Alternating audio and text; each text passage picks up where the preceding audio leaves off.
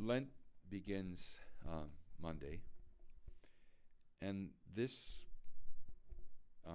season is, as I've mentioned before, it was the last stage for the catechumens who are going to be baptized at Pascha to get ready. But what's remembered, like last Sunday was the Last Judgment, this Sunday it's remembering why God did and does what he does. The church remembers the story of Adam and Eve, how God created out of his love, brought them into this intimate partnership with him. They weren't, fully complete. They were still immature, as it were, but he was working with them to bring them to their full destiny, to grow them up, and so forth. St. Basil uses the image, that Adam was created as a baby, not just a bang, suddenly there was a full-blown adult. And in the same way, like us, Adam was created innocent. Eve came from Adam. She too was innocent. And they were created to partner with God in his project to bring everything into union with him. And by so doing, their intimacy of union would grow deeper and deeper till they became fully complete in the humanity and the reality that God had planned for them from the beginning. But we know what happened. There was the tree of the knowledge of good and evil, and God told them, don't eat of that. Don't eat of that. You can have everything else, but don't eat that one. And many of the writers in the early church have said that God actually eventually would have let them eat of the tree of the knowledge of good and evil, but he wanted first them to be connected with him. He wanted them to eat of the tree of life. He wanted them to become mature and complete in that partnership and union with him, so that with him they would partake of knowledge, so that he would be the lens through which that knowledge was gained, perceived, and received.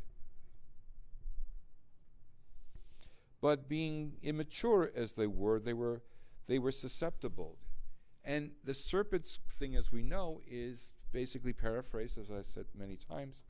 You can't trust God that he loves you, he cares about you. He's afraid if you eat this fruit that it'll be a threat to him. You will be a god yourself, and so on and so on.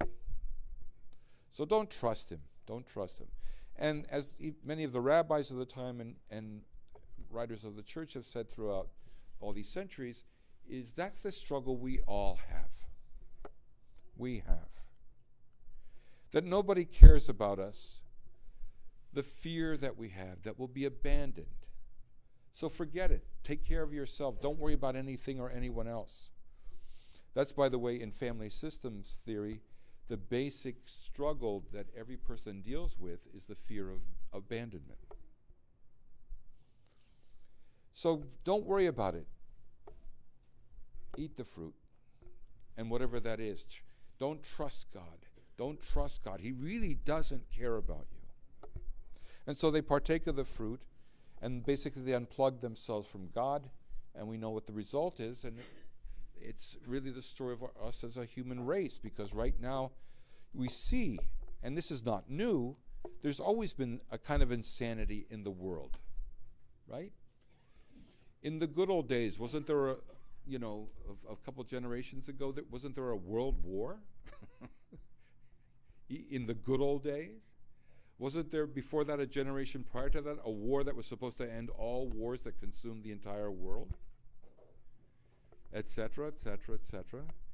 Were the good old days really always the good old days?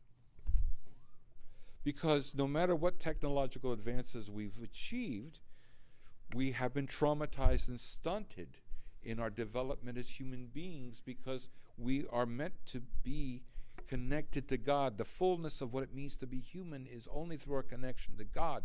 And by breaking that connection, it stunts our development and fulfillment of being human. And it doesn't look good. It doesn't look good. I saw this icon that I posted when I was looking about icons about Adam and Eve, and there's some neat new iconography that's been coming out from some of the Romanian and Slavic iconographers. But anyway, it was this interesting one where God in the person of Christ, because Christ was always there. It was through Christ, through the Son of God, that God created, made everything, and so on and so forth. It was the Son of God, if you look at the iconography that you'll see in the icons of creation, who's creating, who's breathing life into Adam, who's bringing Eve out of the side of Adam and everything else. And now when Adam and Eve had turned their back on God, the icon's very powerful. Christ, God in the person of Christ, in the icon, is reaching to Adam to try to pull him back to him after his fall. But Adam is not looking. He can't look at him. He's turning away from God, even as Christ is trying to grab a hold of him. So we have to understand that in the story of Adam and Eve, God's not indifferent. He's not like, oh, you broke the rules, so just get out. But see, the icon is powerful because it's the hope. Because when I saw that icon, it parallels the icon of Christ descending into Hades. And you guys know this, and if you don't, that's okay. This, I didn't know this when I was little. That in the icon of the descent into Hades, right, there's all the people in the place of death. People, existed before Jesus of Nazareth was incarnate in the world, and so forth. And it's the old man and the old woman in the stone sarcophagus. And here, it's Adam and Eve. And they're too weak even to grab a hold of his hand. And he's pulling them by the wrists out of their stone tombs. And in the icon of even Adam, like I said, that I posted, where Adam is turning his face away. He's naked. He's on the ground. He can't look. But Christ is holding him again by the wrist. And even though Adam will turn away, God will provide a way of salvation, as we see in the icon of the descent into Hades. That there's hope always, no matter how bad things have gotten. Where Adam and Eve have can you imagine the sense in the story, trying to understand two human beings who literally were ejected from paradise. They totally blew it royal. You can't imagine, you literally have done something that incurs death, that has cut yourself off from developing fully as a human being, that will stunt your growth, that will now result in things being much more difficult, much more horrific, that things that you will try to do may not even ever work out, and so on and so forth. That's what your life is going to be like. Even things of joy are going to be incredibly difficult, like giving birth and so on and so forth. It can't get any worse than this, because even after all that decades of living, then you're still going to just return to the earth and die. But the beauty of this story is the fact that God already, like that icon that I love, already God is reaching out. God knew ahead of time. God had hope, and he still has hope for the creation that he made. So much so that he thinks it's worth the life of his child. And like that famous poem that I love of St. John of the Cross, where he talks about, the Trinity gets together and God says, my son, who I love and share my essence, power, glory, infinity, etc., I want to make a bride for you, and you're going to love her with your whole being. You're going to pull her into your embrace. You're going to want to be fully united with her, but she's going to be fickle, immature, and everything else. She's going to drive you nuts.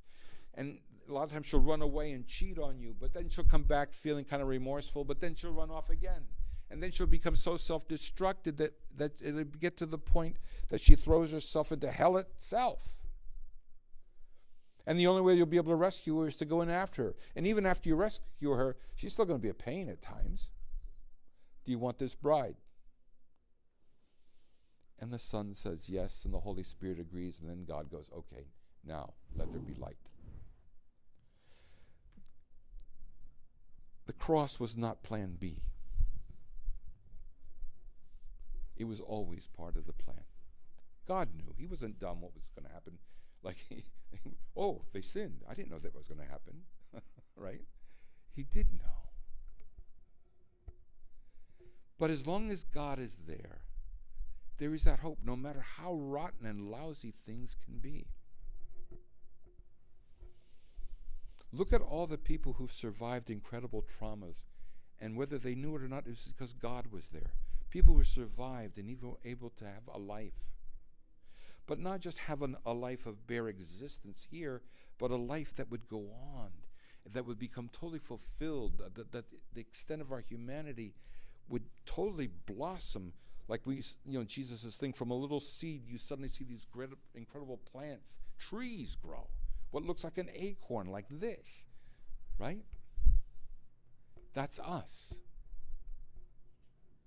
That's hope. And so remembering Adam and Eve is to remember the hope we have.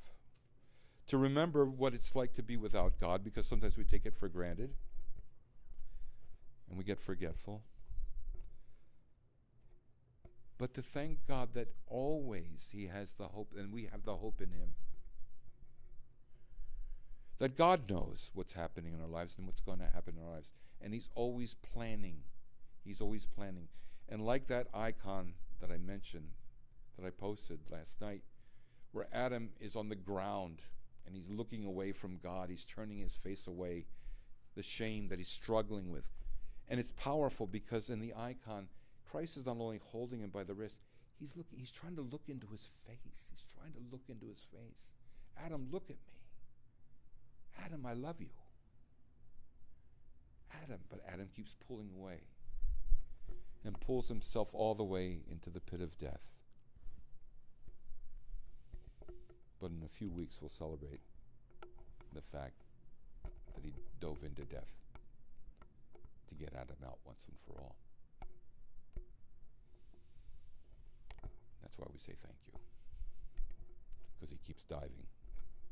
He keeps diving. He keeps saying, look at me. I love you. Come on. So this is a journey for the next few weeks to come on.